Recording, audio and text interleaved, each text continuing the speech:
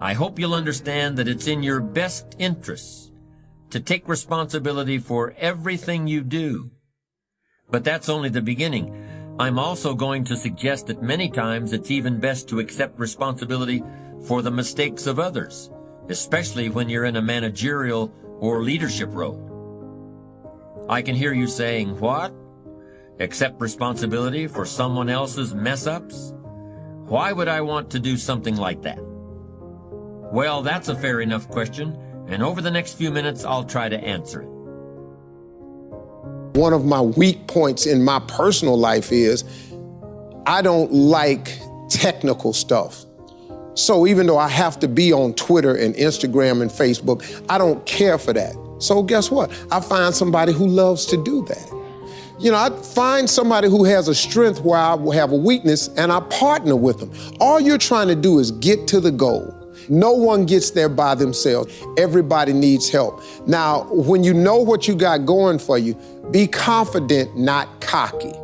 Managing your strengths, knowing what they are, and don't let nobody talk you out of it.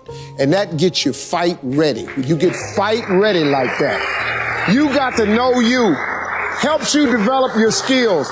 All the while, you're developing your strength.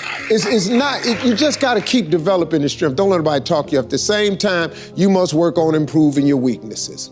So I've had to, in spite of myself, get on Instagram, get on Twitter, get on Facebook. I got to do the videos whether I want to or not, because the world is moving to social media.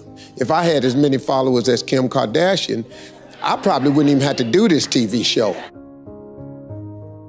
During the years when professional basketball was just beginning to become really popular, Bill Russell, who played center for the Boston Celtics, was one of the greatest players in the Pro League.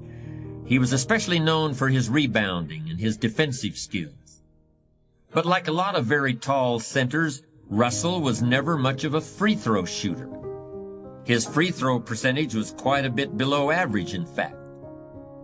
But this low percentage didn't really give a clear picture of Russell's ability as an athlete. And in one game, he gave a very convincing demonstration of this. It was the final game of a championship series between Boston and the Los Angeles Lakers.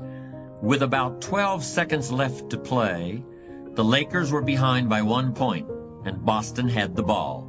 It was obvious that the Lakers would have to foul one of Boston's players in order to get the ball back.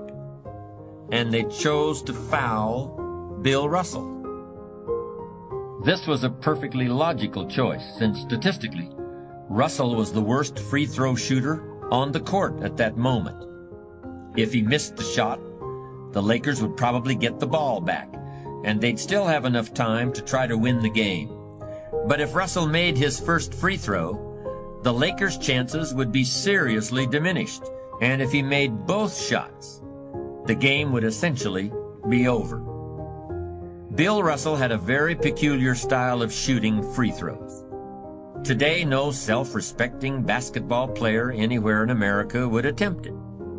Aside from the question of whether it's an effective way to shoot a basket, it just looked too ridiculous.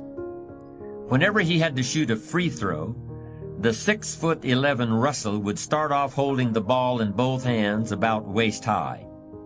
Then he'd squat down, and as he straightened up, he'd let go of the ball. It looked like he was trying to throw a bucket of dirt over a wall. But regardless of how he looked, as soon as Bill Russell was fouled, he knew the Celtics were going to win the game. He was absolutely certain of it.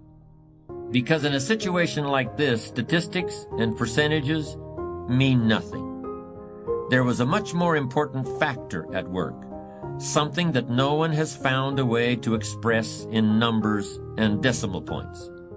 Simply put, Bill Russell was a player who wanted to take responsibility for the success or failure of his team. He wanted the weight on his shoulders in a situation like this. No possibility for excuses, no possibility of blaming anyone else if the game was lost, no second guessing. Bill Russell wanted the ball in his own hands and nobody else's. And like magic, even if he'd missed every free throw he'd ever shot in his life before this, He knew he was going to make this one. And that is exactly what happened. That is what virtually always happens when a man or woman accepts responsibility eagerly and with confidence.